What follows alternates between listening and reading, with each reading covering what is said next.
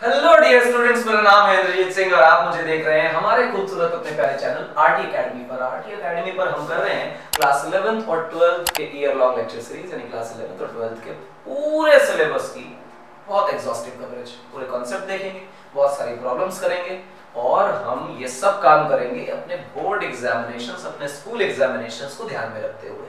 बच्चे आजकल board examination और स्कूल एग्जामिनेशन को इग्नोर करते हैं। ये बहुत गलत एक्टिविटी है और इससे आपकी एकेडमिक स्किल्स बहुत कमजोर हो जाती हैं। स्कूल एग्जाम्स को ध्यान में रखते हुए जिस तरह से उस कंटेंट को पढ़ना है और सीखना है वो हम आपको दे रहे हैं। आज क्लास 11th में फिजिक्स में वर्क पावर एनर्जी चैप्टर चल रहा है और जिसमें एक नया कॉन्सेप्ट आ रहा है, that is for potential and kinetic energy. अब हम लोग वर्क डन वगैरह निकाल चुके हैं, पोटेंशियल और काइनेटिक एनर्जी का कॉन्सेप्ट डेवलप करना है। पोटेंशियल और काइनेटिक एनर्जी का कॉन्सेप्ट डेवलप करने से पहले we have to develop a concept of force. Force तो हम पढ़ चुके हैं, जी हाँ पढ़ चुके हैं, लेकिन हम फोर्स के क्लासिफिकेशंस कर रहे हैं। कौन से क्लासिफिकेशन कर रहे हैं आप? नए टाइप के क्लासिफिकेशंस। एक क्लासिफिकेशन ऐसा है जिसमें हम फोर्स को बोलेंगे कंजर्वेटिव फोर्स। कंजर्वेटिव मतलब बहुत पुरानी सोच वाली है? नहीं, बताते हैं कंजर्वेटिव क्या है। दूसरी इसकी उल्टी हो जाएगी, that is non conservative force. एक कंजर्वेटिव है और दूसरी है non conservative. If the force is conservative तो हम ऐसा कहने लग जाएंगे कि ऐसी फोर्स का जो वर्क डन होगा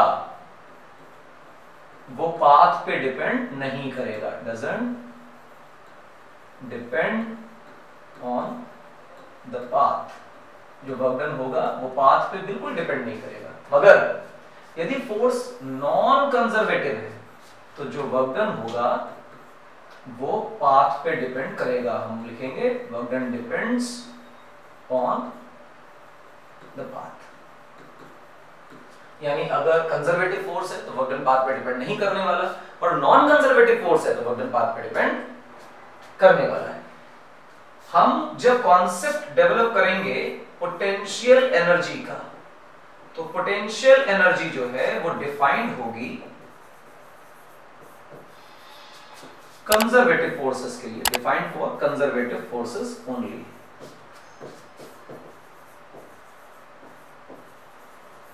सिर्फ इन फोर्सेस के लिए ही, कंजर्वेटिव फोर्सेस के लिए ही पोटेंशियल एनर्जी डिफाइंड है, अन्यथा किसी और के लिए डिफाइंड नहीं है। मतलब नॉन कंजर्वेटिव टाइप फोर्सेस के लिए हम पोटेंशियल एनर्जी डिफाइन नहीं करते। सवाल ये आता है कि कंजर्वेटिव में कौन-कौन से एग्जांपल्स हैं, तो ग्रेविटेशनल फोर्स यानी बॉडी का weight is called as conservative force. इसके अलावा इलेक्ट्रोस्टैटिक फोर्स कंजर्वेटिव होती है। आप स्प्रिंग फोर्स को कंजर्वेटिव फोर्स की कैटेगरी में रखते हैं, और भी होती है, इससे ज्यादा जरूरत नहीं है। नॉन कंजर्वेटिव में आप फ्रिक्शन का एग्जांपल ले सकते हैं, आप विस्कोसिटी का फोर्स का एग्जांपल ले सकते हैं। इनसे मतलब भी नहीं है। We are dealing with potential energy now, तो हमें मतलब कंजर्वेटिव से है, इसके अलावा किसी और फोर्स से मतलब नहीं। तो चलिए आगे काम करते हैं, बातें करते हैं। हम कहेंगे कि हम कहें कि ग्रेविटेशनल पोटेंशियल एनर्जी क्या है। ग्रेविटेशनल पोटेंशियल एनर्जी यानी शॉर्ट में जीपीई, ग्रेविटेशनल पोटेंशियल एनर्जी समझते हैं। या सिंपल पहले पोटेंशियल एनर्जी बता देता हूं आपको, उसके बाद जीपी पे आएंगे। व्हाट इज पोटेंशियल एनर्जी, तो ध्यान दें, work done by conservative force, क्योंकि इन्हीं के लिए डिफाइंड है, is equal to minus times change in potential energy. This is what the potential energy means. आप देखें कि डेफिनेशन में ही पोटेंशियल एनर्जी की डेफिनेशन नहीं है, पोटेंशियल एनर्जी में आए चेंज की डेफिनेशन है। यानी जितना वर्क डन कंजर्वेटिव फोर्स करती है वो पोटेंशियल एनर्जी में आए चेंज के नेगेटिव के बराबर होता है। This is how the potential energy is defined. आप ये मत सोचें कि कॉन्सेप्ट कहां से आया, ऐसे आया कि पोटेंशियल एनर्जी को ऐसे ही एक्सप्लेन किया गया है। अच्छा, अगर ऐसा है तो और बातें बताइए, और बताते हैं। देखो जरा, work done by conservative force equal to minus times change in potential energy जो होगी वो final potential energy minus initial potential energy होगी। और अगर इसको हम माइनस को अंदर भेज दें तो will find u initial minus u final. तो work done by conservative force जो होगा वो u initial minus U final होगा। This is what potential energy is all about. अच्छा, किसी एक पर्टिकुलर लोकेशन पे इंफिनिटी का रेफरेंस 0 मान लेंगे और उसके बाद कोई पोटेंशियल एनर्जी का फंक्शन डिफाइन हो जाएगा। मगर हम ऐसा बोल दें कि if displacement is very slow, क्या बोल रहे हैं बेटा? डिस्प्लेसमेंट इज वेरी स्लो, यानी कि जितना कंजर्वेटिव फोर्स लग रही है लगभग उतनी ही फोर्स हमारी एक्सटर्नल भी लग रही है, ताकि नेट फोर्स को जीरो कर दिया जा रहा है, और जिसकी वजह से जो एक्सटर्नल एजेंट का वर्क डन होगा वो माइनस टाइम्स कंजर्वेटिव के बराबर होगा। कारण क्या है कि अगर आप बॉडी को बहुत स्लोली ले जा रहे हैं तो नेट फोर्स बॉडी पर जीरो कर रहे हैं, तो जहां पर भी कंजर्वेटिव फोर्स लग रही है उसके ऑपोजिट एक्सटर्नल लगेगी, तो जितना कंजर्वेटिव फोर्स का वर्क डन आएगा उसका नेगेटिव एक्सटर्नल का वर्क डन आएगा। अब तुम एक बात जान चुके हो कि कंजर्वेटिव फोर्स का वर्क डन देखो क्या लिखा हुआ है, u initial minus u final. अब इसको खोलोगे तो बनेगा u final minus u initial. तो जो एक्सटर्नल एजेंट किसी बॉडी पर वर्क करता है वो बॉडी की पोटेंशियल एनर्जी में स्टोर हो जाती है। तो निकल के आ रहा है एक्सटर्नल एजेंट जो वर्क डन किसी बॉडी पर कर रहा है किसी कंजर्वेटिव फोर्स के अगेंस्ट, तो ऐसे समय में एक्सटर्नल एजेंट के द्वारा किया गया वर्क डन उसकी पोटेंशियल एनर्जी के इंक्रीमेंट में चली जाती है। वर्क डन क्या है? एनर्जी को ट्रांसफर करने का तरीका। तो कितनी एनर्जी ट्रांसफर हो रही है? जितनी उसकी पोटेंशियल एनर्जी में चेंज आ रहा है। हम दो तरह की पोटेंशियल एनर्जी पढ़ने वाले हैं। पोटेंशियल एनर्जी दो तरह की, एक पढ़ेंगे जीपीई ग्रेविटेशनल पोटेंशियल एनर्जी, और एक पढ़ेंगे बेटा स्प्रिंग पोटेंशियल एनर्जी। ठीक, इस तरह से सबसे पहला जो टॉपिक हमारा आएगा that would be gravitational potential energy, GPE.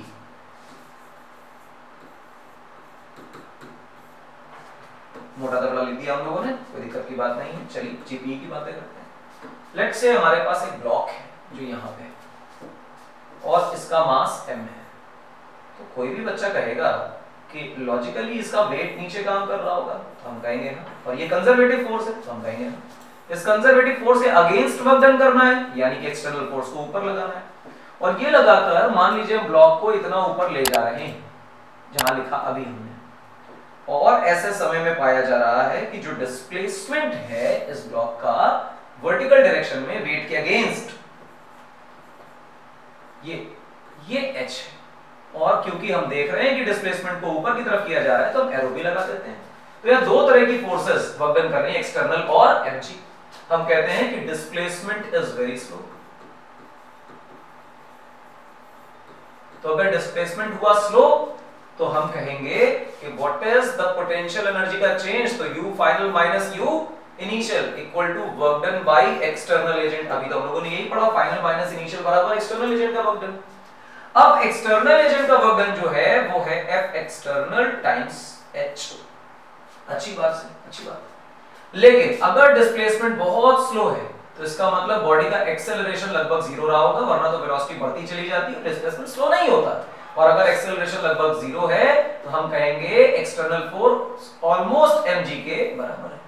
बस इतनी ही ज्यादा है कि धीमे धीमे उसको ऊपर ले जाए, कोई खास वेलोसिटी एक्वायर ना करे। तो जहां भी एक्सटर्नल फोर्स आ रही है बेटा वहां पे mg लिख सकते हैं, द पोटेंशियल एनर्जी का change comes out to be mgh। अभी हमने u final minus u initial change in potential energy को mgh लिखा है। मैं आपसे कह रहा हूं कि इसे ग्राउंड लेवल समझिए, consider this to be your ground level. और ग्राउंड लेवल पे जो GPE है उसे 0 एस्यूम करिए। एस्यूम करिए होती नहीं है क्या? ना, नहीं होती है। बचपन में जो पढ़ते हैं उसमें थोड़ा सा एरर होता है, अधूरी बात होती है। ग्रेविटेशनल पोटेंशियल एनर्जी ग्राउंड पे 0 होती नहीं है, हम उसे एस्यूम करते हैं, हम कहीं और भी 0 मान सकते हैं, पर फिलहाल हम ग्राउंड पर ग्रेविटेशनल पोटेंशियल एनर्जी 0 माने। यानी इस पर्टिकुलर फॉर्मूला में जो इनिशियल पोटेंशियल एनर्जी है वो 0 है। तो हम लिखेंगे u final minus u initial equal to what? mgh। तो u इनिशियल तो हमने 0 एज्यूम कर लिया, तो u फाइनल की वैल्यू क्या आई बेटा? mgh। किसी भी h हाइट पर पोटेंशियल एनर्जी कितनी होगी? mgh। तो तब जब ग्राउंड पे कितनी मानी हो? 0। ग्राउंड पे पोटेंशियल एनर्जी 0 मानने पर h हाइट पर पोटेंशियल एनर्जी mgh हो जाती है। तो हम इसको u फाइनल ना लिख के अब लिखेंगे u as a function of height. क्योंकि gravitational force is a conservative force, इस वजह से पोटेंशियल एनर्जी सिर्फ वर्टिकल हाइट पर डिपेंड करेगी। If I take this block in zigzag manner, कोई फर्क नहीं पड़ता है, the work done would be this much only, mgh ही आएगा, इसके अलावा कोई वर्क डन नहीं आएगा। अच्छा साहब, अगर ऐसा है तो थोड़ा और आगे बढ़ जाते हैं, इनकी और चर्चा कर लेते हैं। जैसे कोई बच्चा इस पे थोड़ा बिलीव कम करता है तो बिलीव करने के लिए ये काफी है।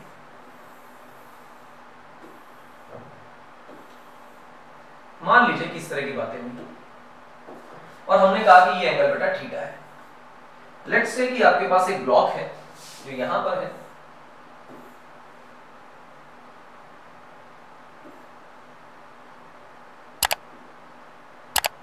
ये है, इसका मास m है बेटा। इसे हम इधर कोई कांस्टेंट फोर्स लगा के स्लोली ऊपर ले गए, स्लो डिस्प्लेसमेंट में। पहले बोल रहा हूं चीजों को बहुत तेज नहीं चलाना है, उसका कारण है कि जैसे ही स्लो डिस्प्लेसमेंट की बजाय फास्ट डिस्प्लेसमेंट आएगा तो उसमें वेलोसिटी इन्वॉल्व हो जाएगी, तो हम काइनेटिक एनर्जी पे जंप कर जाएंगे। दिस इज व्हाई हम काइनेटिक एनर्जी पे नहीं आना चाहते। अब इस ब्लॉक को डिस्प्लेस करते करते टॉप तक ले गए, ठीक है। इस वर्टिकल हाइट को h बोला गया और इस along the inclined displacement को d बोला गया और कहा गया कि find work done by external force. तो हमें पता है कि एक्सटर्नल फोर्स का मतलब होगा कि कितना पोटेंशियल एनर्जी में चेंज आया। पहले तो वो ग्राउंड पर था, तो यहां पर तो जीपीई पक्का पक्का ग्राउंड पर होने की वजह से इन भाई साहब की, इसको बोल देते हैं पोजीशन 1, इसको बोल देते हैं पोजीशन 2। तो लेट्स से पोजीशन 1 पर पोटेंशियल एनर्जी 0 एज्यूम कर लेते हैं और आपको 2 पर पोटेंशियल एनर्जी जो है वो mgh दिखाई देती। इन दोनों का जो डिफरेंस होगा वही हमारी एक्सटर्नल फोर्स का वर्क डन होगा, that is nothing but mgh। पर कोई बच्चा पोटेंशियल एनर्जी के कांसेप्ट में बिलीव ना करे, वो कहेगा वर्क डन तो F into D होता है, तो आंसर तो F into D आ रहा है। तो हम कहेंगे हां, F into D से भी देख लो बच्चों, बहुत ही गौर से देखना तो अच्छा लगेगा। देखो mg नीचे काम कर रहा है कि नहीं, mg cos थीटा यहां काम कर रहा है कि नहीं, mg sin थीटा यहां काम कर रहा है कि नहीं, तो जवाब है हां, काम तो कर रहा है। उससे क्या हो जाएगा, उससे ये हो जाएगा, देखो गौर से, यहां काम किया mg, यहां काम किया mg cos थीटा और यहां पर वर्क कर रहा है mg का sin थीटा। आप बताइए नॉर्मल किसे बैलेंस कर रहा है? सर mg cos थीटा को बैलेंस कर रहा है। फोर्स किसे बैलेंस कर रही है? एक्सटर्नल, mg sin थीटा को बैलेंस कर रही है। तो आप सबसे पहले स्लो डिस्प्लेसमेंट के लिए f की वैल्यू को mg sin थीटा के अप्रॉक्सीमेट में इक्वल रख दीजिए। External force, what is the work done by external force? तो आप कहोगे एक्सटर्नल फोर्स का वर्क डन होगा f और f into d, दोनों एक ही दिशा में है क्योंकि डिस्प्लेसमेंट भी ऊपर की तरफ along the incline, फोर्स भी along the incline है, काम खत्म। अच्छा f की जगह क्या लिखें? तो तुम कहोगे f की जगह लिखेंगे mg sin थीटा, क्योंकि mg sin थीटा के लगभग बराबर है वो, इनटू डिस्प्लेसमेंट। तो मैं कह रहा हूं कि mg को अलग रखो और d sin थीटा लिख लेने में क्या बुराई है? कोई नहीं। इस d sin थीटा पे नजर डालो, ये बहुत खतरनाक चीज है, यही आपको असली कांसेप्ट देके जाएगी। टेक दिस ट्रायंगल, इस ट्रायंगल में sin थीटा अप्लाई करो, तो sin थीटा कोई बच्चा कहेगा तो परपेंडिकुलर अपॉन हाइपोटेन्यूज है, तो d sin theta equal to what? h। पर d sin थीटा तो मेरे पास वर्क डन के फार्मूले में, तो d sin theta became h, this external force का work done became mgh again. तो अगर स्लो डिस्प्लेसमेंट्स हो रहे हैं तो जो ग्रेविटी के या कंजर्वेटिव फोर्स के अगेंस्ट वर्क डन होगा वो पोटेंशियल एनर्जी में चेंज के बराबर होगा। क्या खूबसूरत कॉन्सेप्ट, आपको ये निकालने की जरूरत नहीं है, आपको डायरेक्ट लिख देना चाहिए था। अगर वेट के अगेंस्ट काम हो रहा है यानी कि ग्रेविटेशनल पोटेंशियल एनर्जी में चेंज आ रहा है, तो जितना पोटेंशियल एनर्जी में चेंज है उतना ही आपको वर्क डन करना पड़ा है। ये एक अच्छा कॉन्सेप्ट। अगला कॉन्सेप्ट सुनो, ग्रेविटेशनल पोटेंशियल एनर्जी आपने कर ली। ग्रेविटेशनल पोटेंशियल एनर्जी के बाद आपको सोचना चाहिए मेरे बच्चों spring potential energy. Spring potential energy, spring force is also conservative force, तो हमें स्प्रिंग पोटेंशियल एनर्जी के बारे में विचार करना चाहिए। What is my spring? आओ देखो स्प्रिंग दिखाते हैं। फर्स्ट ऑफ ऑल एक हॉरिजॉन्टल टाइप का ये लेवल मान लीजिए, ये मान लीजिए, यस, यहां पे आपने एक स्प्रिंग लगा ली और यहां पे एक ब्लॉक रख लिया। लेट्स से कि ये जो लोकेशन है स्प्रिंग की, ये अनस्ट्रेस्ड अनकंप्रेस्ड है, ठीक, इसे बोलते हैं नेचुरल लेंथ। क्या बोलते हैं बेटा? Natural length. नेचुरल लेंथ को x इक्वल टू 0 नाम दिया जाता है। मतलब क्या है? मतलब ये है कि यहां से हम सेपरेशंस को नापेंगे, चाहे पीछे और चाहे आगे, फर्क नहीं पड़ता, लेकिन नापेंगे यहां से। तो जहां से स्टार्ट करते हैं नापना, उसे क्या कहते हैं? x equal to 0। नाम क्या दिया है इसका? Natural length. अब नाम दिया हमने इसका नेचुरल लेंथ और इसको क्या माना? x इक्वल टू 0, ठीक है। पर ये है क्या नेचुरल लेंथ? तो नेचुरल लेंथ एक ऐसी लोकेशन है जहां पर स्प्रिंग को अगर रिलैक्स छोड़ दिया जाए तो यहां पर सेटल हो जाती है। हम इसे कहते हैं रिलैक्स्ड पोजीशन।